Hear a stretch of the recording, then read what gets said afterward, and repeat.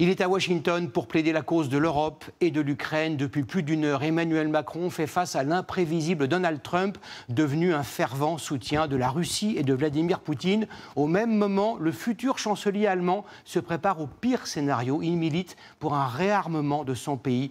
Récit d'une journée historique, Mathilde Guénégan, avec nos envoyés spéciaux Bastien Auger et Lise Ramboutoul.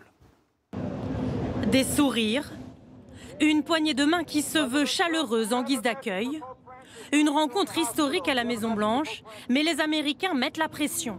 L'Europe doit assurer sa sécurité avec un appui moins important des États-Unis. Je suis convaincu que les États-Unis et la France se tiennent toujours du même côté, du bon côté de l'histoire.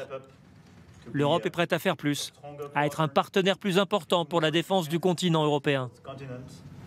Les troupes européennes pourront intervenir en Ukraine pour le maintien de la paix. Une fois que l'accord sera trouvé, ils pourront s'assurer qu'il est bien mis en place.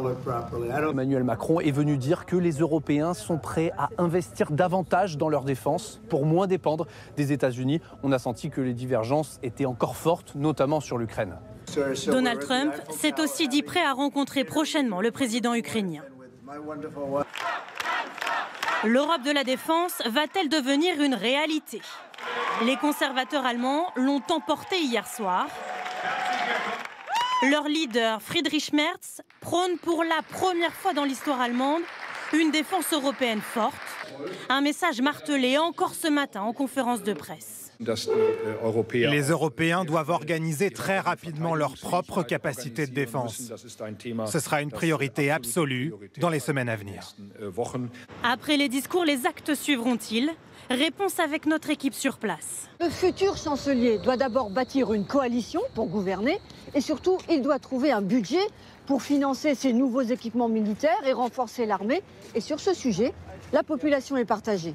Je ne suis pas du tout d'accord pour mettre tout dans l'armée, en aucune façon, parce qu'il ne faut pas oublier les autres domaines. Les États européens sont trop petits. On sait qu'on ne peut plus compter sur les Américains, donc c'est important que les Européens restent unis. Friedrich Merz participera à son premier Conseil européen début mars. L'Europe de la défense sera au cœur des discussions.